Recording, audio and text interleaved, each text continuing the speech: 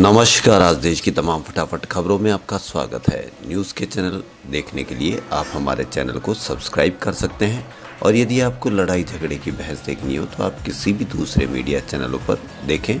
लेकिन एक बात ध्यान रखें, उन चैनलों से आपको क्या फ़ायदा हो सकता है, क्या आपका भविष्य बन सकता है, क्या आपको रोजगार की कमी दूर हो सकती है या पेट्रोल के दामों के बारे में डिस्कस चल रही है। यानी आपके अपने मुद्दों पर कोई चर्चा नहीं है, ये उन मुद्दों पर चर्चा है जिसकी देखने से आपको या देश को या आपके समाज को कोई फ़ायदा हो सकता है। तो बढ़ते हैं खबरों की ओर। खबरों के लिए आप हमारे चैनल को सब्सक्राइब करना ना भूलें। पाकिस्तान की इमरान खान सरकार के खिलाफ वहां की संसद नेशनल असेंबली में आज अविश्वास प्रस्ताव पर वोटिंग होनी है। 2 दिन पहले ही सुप्रीम कोर्ट ने संसद भंग करने और अविश्वास प्रस्ताव को नेशनल असेंबली से खारिज करने के फैसले को रद्द कर दिया था और 48 घंटों के अंदर वोटिंग कराने को कहा था। उधर अविश्वास प्रस्ताव पर मतदान से कुछ घंटे पहले राष्ट्र के नाम एक संबोधन में प्रधानमंत्री इमरान खान ने अपने समर्थकों से रविवार शाम को उनके साथ सड़क पर उतरने का आह्वान किया। समर्थकों से उन्होंने कहा कि नई आयातित सरकार के सत्ता में आने पर वे रविवार को तेजपुर में शांतिपूर्ण विरोध प्रदर्शन करें।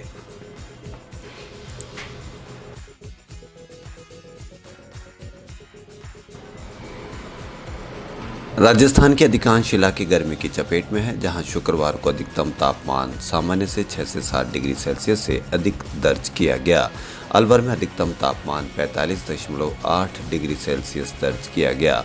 मौसम केंद्र जयपुर के निदेशक ने बताया कि आगामी 48 घंटों के दौरान पश्चिमी राजस्थान के जोधपुर और बीकानेर संभाग के अधिकांश स्थानों का अधिकतम तापमान 44-45 डिग्री सेल्सियस के बीच रहने की प्रबल संभावना है। पश्चिमी राजस्थान के कुछ जिलों में तीव्र हीट वेव की चेतावनी जारी की है।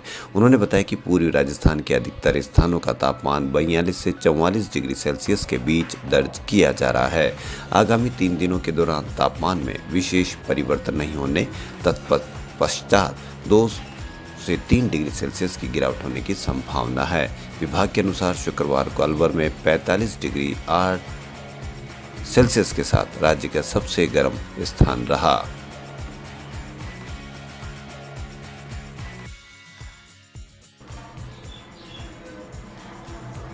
पुरुषों ने पुरखों से और कुछ सीखा हो या नहीं, लेकिन औरतों को सबक सिखाकर रास्ते पर रखने का पाठ मर्दों ने बड़े चाव से पढ़ा। ऐसी ही एक कोशिश छत्तीसगढ़ के महासमुंद में दिखी। हाल ही में वहां की हाई कोर्ट के पास एक बच्चे की कस्टडी का मामला आया। पिता ने दावा किया कि बच्चे की मां यानी उसकी पूर्व पत्नी पतित हो चुकी है, इसलिए बेटे का मां के साथ रहना ठीक नहीं। पूर्व पत्नी के खराब चरित्र होने का पति के पास पक्का सबूत था। महिला जींस पहनती थी, दफ्तर में काम करती थी और यहाँ तक कि अपने पुरुष साथियों से हंसती बतियाती भी थी। महासमुंद का ये मामला पहले फैमिली कोर्ट पहुंचा, जहां जज महाशय को पति की बात जची और बच्चे को मां से छीन लिया गया। औरत पति तो थी ही, जिद्दी भी निकली। वो हाई कोर्ट पहुंच गई। इस बार अदालत ने मर्दाना दलील को बचकाना कहते हुए बच्चा मां को सौंप दिया।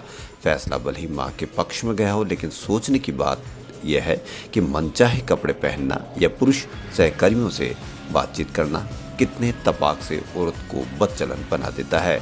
उतनी जल्दी तो मैगी भी नहीं बनती जितनी देर में एक औरत बदचलन साबित हो जाती है। उधर आप भगोना गैस पर चढ़ाकर नूडल्स डालेंगे, उधर आपकी पड़ोसन के खराब कैरेक्टर का पुलाव पकाकर मोहल्ले भर को न्योता भी जा चुका होगा। औरत का बदचलन कैसे साबित करें, इस पर ज़्यादा दिमाग लगाने की ज़रूरत नहीं है। यूट्यूब पर ऐसे कई वीडियो मिल जाएंगे जो नक से शिक तक लक्षण बताते हैं। इस तरह से औरत को गलत साबित करना ये आम धारणा होती है, पुरानी भी थी, आज भी है और आगे भी शायद रह सकती है, जब तक हम दिमाग से अच्छे विकसित नहीं होंगे।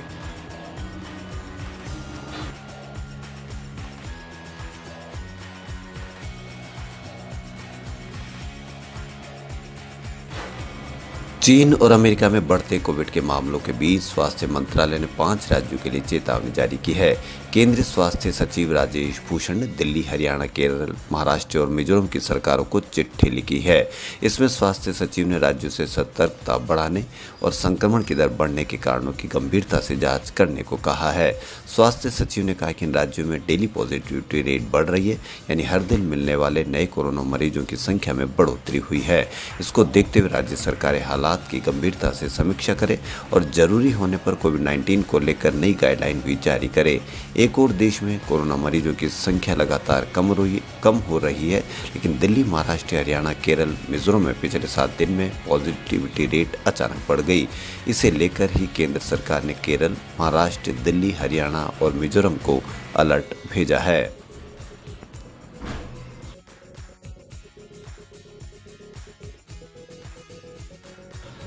अठारह वर्ष से अधिक उम्र के लोगों को भी अब कोरोना वैक्सीन का तीसरा यानी प्रिकॉशन डोज लग सकेगी। केंद्र सरकार ने 18 साल से ज़्यादा उम्र के लोगों को प्रिकॉशन डोज लगाने की छूट दे दी है।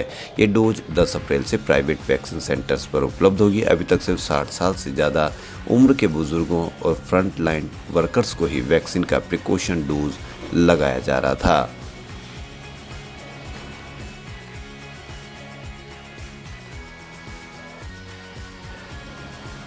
इस नवरात्रा में ग्रह नक्षत्रों की शुभ स्थिति की बदौलत हर दिन शुभ योग है। इसके चलते प्रॉपर्टी, वाहन, अन्य चीज़ों की खरीदारी के लिए नवरात्र में हर दिन शुभ मुहूर्त है।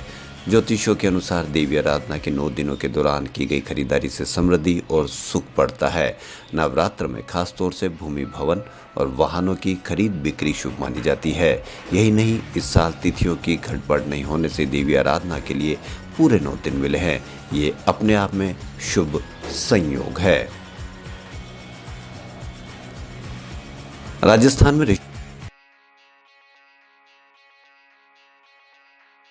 रिश्वतखोरी में गिरफ्तार बायोफ्यूल के सीईओ सुरेंद्र सिंह राठौड़ 9 साल में ही सीईओ की कुर्सी पर पहुंच गए। वायुसेना में एयरमैन की पोस्ट पर काम करने वाला सुरेंद्र सिंह 2000 में नौकरी छोड़ ग्रामीण विकास विभाग की नौकरी ज्वाइन की। इसके बाद राठौड़ को सीईओ तक पहुंचने में ज़्यादा समय नहीं लगा। जयपुर एसीबी ने गुरुवार को 5 लाख रुपए की घूसखोरी में उसे गिरफ्तार किया था। जिस कुर्सी पर कभी सीनियर आईएएस अधिकारी बैठते थे, उस कुर्सी पर राठौड़ पिछले 13 साल से जमा बैठा है। 3 बार सरकार बदली, अच्छे से अच्छे और बड़े से बड़े अधिकारी की इन 13 सालों में कुर्सी बदली, लेकिन राठौड़ की कुर्सी कोई भी नहीं हिला पाया।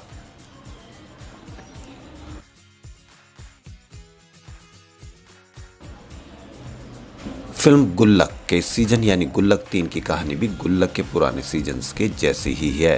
मिश्रा परिवार भी एक आम मिडिल क्लास परिवार से है, जिनकी खुशियां और सुख दुख भी बिल्कुल मिडिल क्लास परिवार जैसी ही है। इस सीजन में आपको मिश्रा परिवार के बड़े बेटे अन्नू की जॉब से लेकर छोटे बेटे की पढ़ाई तक की जद्दोजहद देखने को मिलेगी। गुल्लक 3 में आपको यह भी देखने और महसूस करने को मिलेगा कि क्या होता है जब मिडिल क्लास परिवार में इकलौते कमाने वाले इंसान की नौकरी चली जाती है। तो देखिए, गुल्लक 3 के निर्देशक हैं पलाश पासवानी हैं। इन्होंने ही गुल्लक 2 का डायरेक्शन किया है। तो खबरों में फिलहाल इतना ही। यदि आपको हमारा चैनल पसंद आए तो लाइक, सब्सक्राइब और शेयर अवश्य करें। धन्यवाद।